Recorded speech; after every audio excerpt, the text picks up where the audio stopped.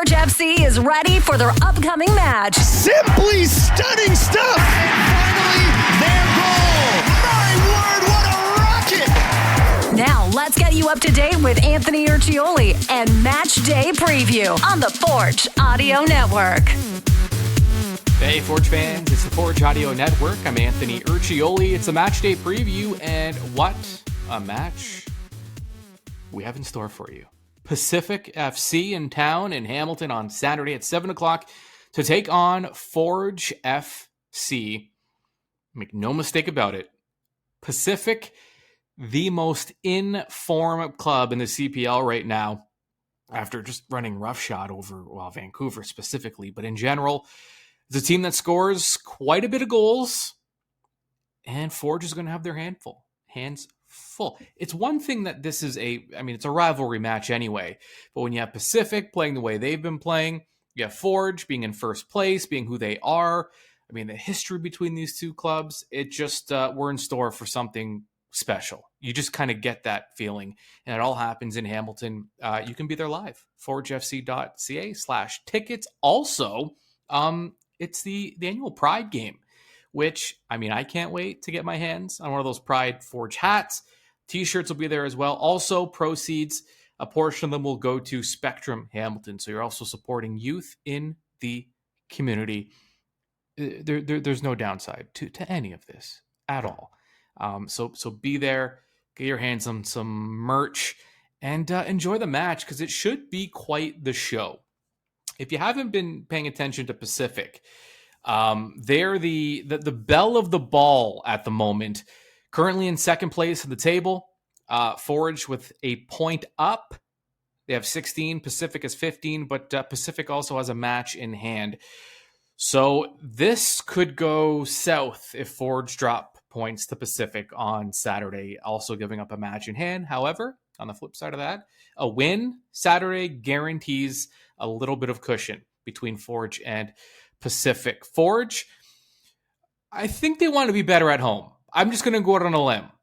In 5 matches at home, 1 win, 3 draws, 1 loss. Not good enough for Forge FC and not good enough for Tim Hortons Field. Just 6 points in 5 matches. The bulk of this club's points have come on the road where they've been very good. They need to be able to translate that to success at home. Pacific on the road, they played 3 matches, 11 goals for, 5 against, 7 points in just 3 matches. I will say this, though. A bulk of those goals came very recently. They scored 6 against their geographical rivals, Vancouver FC. Nice little rivalry, by the way, being built between the two BC clubs. It was the second time these two clubs have met. Here's what you need to know about that last match. It was 2-2 in the 59th minute. 2-2 in the 59th minute. When it was all said and done, the final was 6-3 for Pacific. This season, goals scored per match, Pacific 2.3, Forge 1.2. One club is showing a little more quality in terms of their finishing than the other, and it's Pacific. If you even want to look at the goal conversion rate, and actually, before we get to that, let's go back to Forge's last match. It was on the road over the weekend in Calgary. Forge had just played 5 matches in 16 days, which is grueling because not only are you playing matches, it's across competitions. There's travel, a lot of travel in between. You're going out west. There's a lot. It was a lot. Now though, you get a chance to be at home, compress for a week. You get a full week of training, something they haven't had in over a month. Those training sessions are very meaningful. And if you've seen how Forge trains, the intensity at which they train, you'll understand why it's so important. The way you train typically translates to how you perform in matches. And when you don't have that full week, the rhythm isn't quite there. You don't get a chance to work on some things, prepare for your opponents as well as, and it's not to say this club isn't prepared going into these matches, but to have those extra days, it's just added preparation. It can't be a bad thing.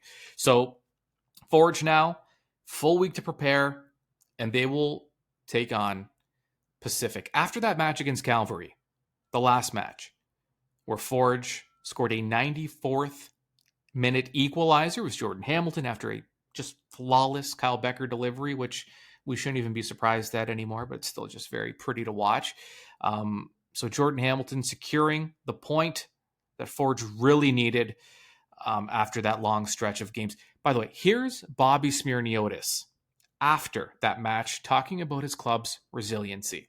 Something that builds up in a team, and it builds up in the DNA and the culture of the group. It's one thing I ask from the players, to try and be as consistent as possible in the good, but also when things aren't going well in the game. Because that's football. I said it on Wednesday night. We got scored on the 93rd minute. It happened to us in that moment, and the football gods will turn around and give us one at some point. So you just have to keep an even state of a mindset, and that's one thing we try and do with the team. We don't get too excited after wins. We don't get too down after losses. And if you keep that mentality, it helps you in games like this one. Even keeled Forge FC. So, yeah, listen, with that, like I said, it's a bit of you almost get to hit the restart button after that really grueling stretch. And that's good news for a club. By the way, listen, we need to point this out. The grueling stretch, dropping points at home, all of these negatives, this club's in first place as of right now. At the time of this broadcast, Forge FC is in first place. And that's with really this club not even living up to its potential. Good news for Forge, bad news for the rest of the league. What an opportunity this Saturday against Pacific. Let's get back to the numbers here. And this is where Forge needs to get better. The goal conversion rate, this is a big one.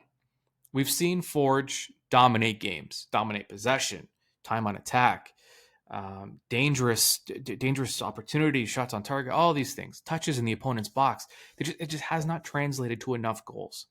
So goal conversion rate this season for Forge, 13.58%. 13.58.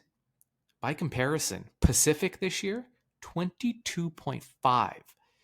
Better than a fifth, almost a quarter of Pacific's shots on target are finding the back of the net. That is massive. And so this, again, you look at it, you go, this isn't good, but we're still in first place. So at the end of the day, it's an opportunity to like I said, kind of hit that reset button. A bulk of the damage for Pacific have come from their attackers. Kakuta Mane, by the way, leads the league in goals per 90 minutes. He has 0.97, almost a full goal per 90 minutes this year. Shots per 90, Kakuta Mane, 3.9 leads the league. So he's leading the league in shots per 90 and leading the league in goals, meaning he is being efficient with his chances. This is what Forge wants to see out of their guys. Worth noting, right? Jordan Hamilton, second in the league in shots per 90, 3.7, just behind Mane. If you're looking at those numbers and going, well, that doesn't make, how is Forge, how do they have more points when Pacific's scoring like crazy? Well, it has to mean Pacific's giving up some goals, and they are. Good news for Forge FC. Because save percentage this season, number one in CPL, Tristan Henry, 75%. Goals conceded per match, Forge FC, 0.89. That's second in the league, but Valor, who's in first, is at 0.88. So just a tenth of a point of a goal conceded by Forge FC. So yeah, 0.89, Forge among the top of the league right now. And Pacific is at 1.13. So they're giving up goals. I mean, they're giving up at least a goal per match, a little more than that. So yeah, there's an opportunity, there's a weakness here that can be exploited. And Pacific in goal, two young keepers, Gazdov and Basquet, head-to-head. Those are the two. I mean, those are your two young keepers for Pacific, and they haven't quite split the matches 50-50, but it's been close to that. So young keepers, untested, still something to prove, and Pacific they can be scored on. Also in Forge's favor, the head-to-head series. Forge is 10-2-3 against Pacific over the last 4+ seasons. So again, we're looking at some good news for Forge FC. Joining us now in the match day preview, a regular, I guess, on the program, Alexandre Gangue-Ruzic. He's a regular because he knows his stuff. I mean, he wouldn't be invited back this often if he wasn't the go-to guy. Alex, welcome back. Yeah, pleasure as always, Anthony. Excited for a huge game this weekend. Yeah, it's kind of, I mean, I'm looking, we can look at the stats and the table, and I mean, technically Forge is still at the top of the table, but Pacific, I mean, is it fair to say Pacific has been the best team in the league this year, just looking at their full body of work? Yeah, I think it's safe to say they had, the start of games where, they had that run of win, draw, and loss in their first three. But since then, they've turned it up a whole other level. I mean, a couple of huge wins with a lot of goals, which catches the attention, sandwiched in there with a couple of draws. But you'd understand it given they were balancing the Canadian Championship and the fact they were able to bounce back from a tough loss and just go right into a derby game with Vancouver and completely blew the doors off in the second half. I mean, it just shows what this team is able to do. It's very deep, especially in the offensive end, and it shows that they're already almost pushing 20 goals when no one else has more than 11. It just shows the offensive quality they got. Yeah, I was kind of just following the game on the periphery, I guess. I looked and it was 2-2. And then I got the final alert at the final and I saw 6-3. And I'm like, how? It was like the 59th minute and it was 2-2. And then the doors just kind of blew open. I don't know, break this down here. What is it about Pacific this year? Because they seem to be scoring at will. Yeah, I think they've just kind of struck a very good formula for what they have. I think first and foremost, they're deep. I think that was clear heading in. I mean, Easton Ongaro is coming in. He's scored in this league before. You already had Josh Hurd. Manny Aparicio was always going to chip in from midfield. Gennaro Daniels is always a force up front just in his pressure and his energy. David Brazow looks like an intriguing profile. Kakuta Mane has been in the league, or not been in the league, but been in North America and done well. You add Eamon Salouf and what he's brought to the table. Like, those are lots of great names. And I think the key is that James Merriman has struck a balance in that, look, it's an open spot. If you play well, you will start the next game. And because of that, players are hungry to contribute off the start because they want to keep their spot. But also if you're coming off the bench, which ended up being the case for someone like Salouf in this game, you want to prove yourself. And because of that, they're getting great. These offensive performances are coming off the back of great starts, but also how they finish games too. Yeah, I was kind of looking at the head-to-head between these two clubs, and Forge has the edge just based on their previous meetings, but some close games in there. I don't know if the numbers. I was surprised to see that Forge had that big of an edge head-to-head because it seems like it's been closer. So when you have two clubs now, we know how Forge likes to play. We see how Pacific has been playing this year and the way they're scoring. Are you expecting kind of a game of fireworks, or does kind of the reverse happen when you have two really good offensive teams? Does it almost cancel each other out where it might be tough to find goals in this one? Yeah, for sure. And I think with these two teams, it is going to be a bit cagey. And I just say that because almost at times with all the attackers both teams have, you forget that they're very good defensively. They're pretty much statistically the top. Forge is the top team in terms of underlying numbers. Pacific's in the top three. They've been top for most of it, if not for a few goalkeeping struggles. So really, like, these are two very good defensive teams, and you almost, you just forget that at times. I mean, Pacific had a bit of a slip up against Vancouver. They allowed 3 and they were not happy about it, but also that helps that when you do have those rare off nights, you can put 6 past another team and overcome that. So I think because of that, I think both teams will know, okay, you can't give up any cheap goals. You have to defend at your best. And I think it's no coincidence that in their first meeting, that 1-0 KG match away, where it easily could have been 0-0 if not for a bit of a mistake there, from Emil Gazdov, that, look, this is going to be a KG game, and a game where it could come down to 1 or 2 chances. Yeah, and that could be what differentiates these two clubs is between, I was going to say between the pipes, but that's more of a hockey term, but in goal. So, you have Tristan Henry. Really, I don't know what more you can say about Tristan Henry and his body of work since this league has started. But for Pacific, the two keepers haven't split the starts down the middle, but both have contributed this year. is that kind of that, maybe not necessarily a weakness, but is there, let's just say if you're Forge, maybe an area where you can get an edge is between in goal from Pacific, especially when you compare to what Forge has. Yeah, I think it'd be safe to say early on in the season, it'd be an area of growth that Pacific, would want to hone in on. And it's understandable. I mean, Emil Gazdov, just 19. This is a position where it's, typically for older players. It's such a tough, demanding position. So he's been kind of learning as he goes. And we've seen the brilliance of it, such as the penalty shootout against Calgary in the Canadian Championship and some of the big saves. But also we've seen the other end of it with some of, these goals that he'd want back. Interestingly enough, I think, Pacific have tightened the gears a lot late. And I think the insertion of Kieran Basket has helped a lot. I think it's someone where he just, given that he's only 21, I can't say he's a veteran, but by comparison, he is a veteran and he's already had a couple seasons under his belt. He, has over 20 games in this league. And you can tell immediately that just having him in has given Pacific a bit more of a calming head back there, someone who's got a little more of that experience. So I think it's something where now with Basket there and maybe Gazdov having had that taste can push and learn and go from there. It should improve, but it is something where, as we saw in the other game, it can be an issue. And for Pacific, they'll hope that they left those problems in the past. What do you make, and I call them struggles just because, with Forge, I mean, when you see the possession, you see the expected goals, you see the shots, the attempts, all those things, the dangerous attacks, all those stats skew in Forge's favor, but not a ton of offense to show for it. I mean, can you kind of make sense of why maybe that extra little touch, that extra quality just has been lacking this season for Forge?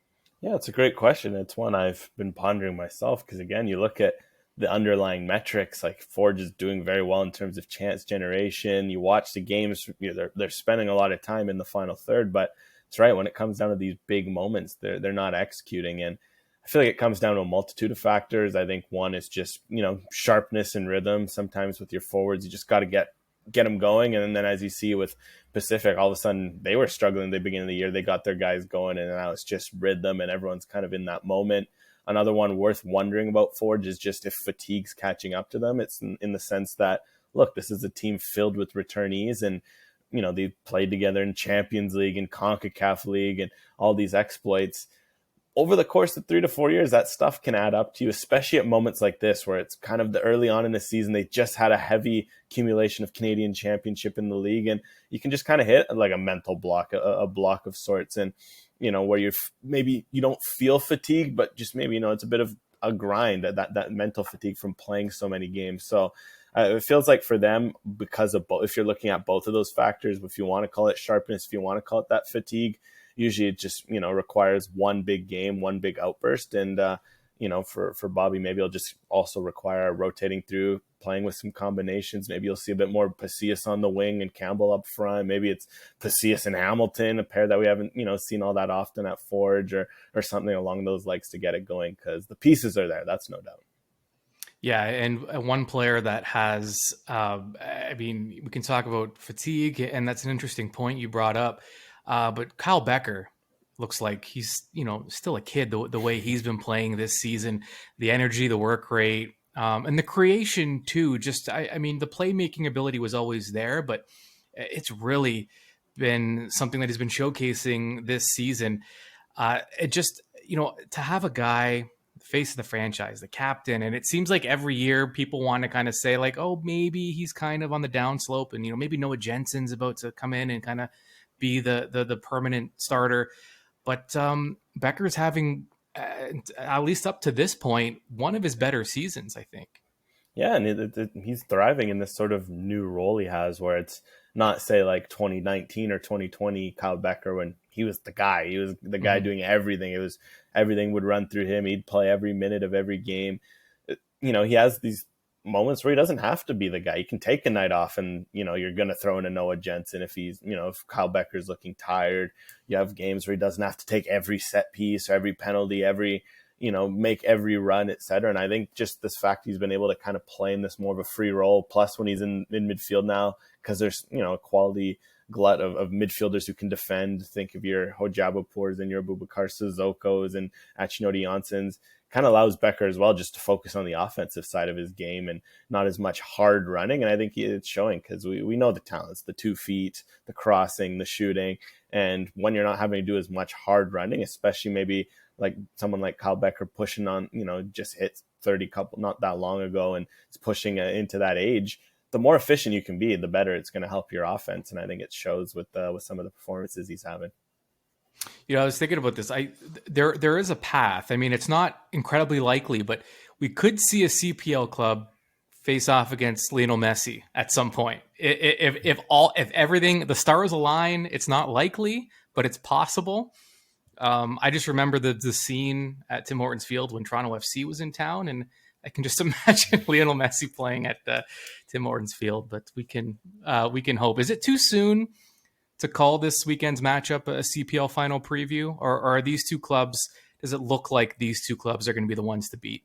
I feel like this would have to be some sort of final, if not semi-final preview with the new format, right? The top 2 teams facing off. So just because, again, I think with their depth, the fact that the biggest thing is the fact that they're 1-2 now, despite making deep runs in the Canadian Championship, that's out of the way. That's dusted. Now they can allocate all of their resources into league games, right? Because they were splitting. Some guys would be focusing on Canadian Championship. Some guys would be focused on the league. Other teams haven't had that. Haven't needed to do that. You can see York, for example, just having a little bit of a lighter schedule has helped them immensely make this run up the table.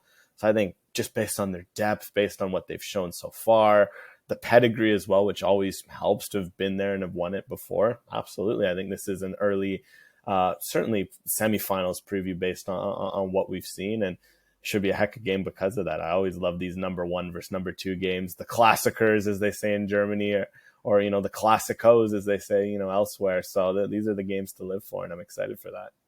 Yeah, all right. We're all looking forward to it. Alex Gangue-Ruzic, you hit a home run again. Every time you come on, you hit it out of the park. So we appreciate that. What are you working on? I got a couple stories. Obviously, it was the Canadian Championship final this week here in Vancouver, which was awesome. Got some, CPL stories, some pretty cool stories from across the league. So a lot of local stuff as usual. All right. And campl.ca, is that where we're directing people? That and onesoccer.ca is where you can find me mostly these days. Awesome. All right, Alex, have a good one. Pleasure as always, Anthony. Appreciate it. 3 keys to the match for Forge heading into this game against Pacific. I'm looking forward to it. I mean, it's going to be a good one. Key number 1 for Forge FC, early testing. As I mentioned, Pacific, 2 young keepers in Gazdov and Basket. They have to be tested early. Pacific has been a goal-scoring juggernaut. We understand that, but they do concede. And their keepers just, they haven't proven to be difference makers yet. Test them early. Hit the target early. Let them know it's going to be a long night. Early testing, key number 1 for Forge. Key number 2 for Forge FC, dictate. Forge has to implement their style of play, which is it's possession, it's discipline, it's organized, it's patient.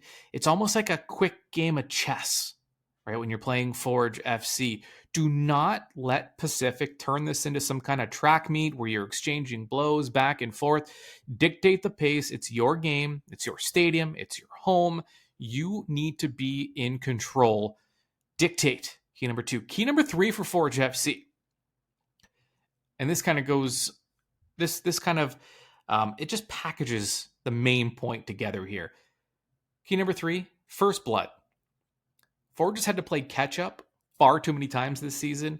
Now they have been successful in terms of earning points despite playing from behind, which is great. You have to win different ways if you're going to be successful. But it's not sustainable, right? And it takes away from the game plan. It leads to uncharacteristic mistakes. You start kind of, there's an urgency. There has to be when you're trailing. It's just natural. And when you're playing with a deficit and all of a sudden you start forcing things, that's where mistakes come. So in this match, with the stakes being what they are, knowing who your opponent is, the first goal will go a long way in determining which club dictates the pace. Those are your 3 keys, and you are ready. You're ready for Saturday. If you don't have a ticket, You're not completely ready, but get that ticket and you will be completely ready for Forge, Pacific, a likely CPL final preview, just based on the numbers. I'm not making a prediction. I'm just saying it's likely based on what we're looking at this season. And you can get an early glimpse at that matchup. There it is. There you have it. Keep it locked onto the Forge Audio Network, because following the match between Pacific and Forge, we go live for the match in review. Now, the way you can watch is you can get on YouTube, Twitter, Facebook, get on your Forge social channels, those three specifically, Facebook, Twitter, and YouTube, and you can watch the match in review live. The second you hear that final whistle, log on, and you will see me. Whether you want to or not. I guess you could cover the screen or something if my face is offensive. It's understandable. But you can at least listen immediately following this match. It's going to be a good one. There's no way it can't be. So enjoy. I'll be there, and I hope to see you there. Forge FC is prepared, and now you are informed. This has been Match Day Preview with Anthony Urciuoli on the Forge Audio Network. Subscribe on Spotify or wherever you get your podcasts.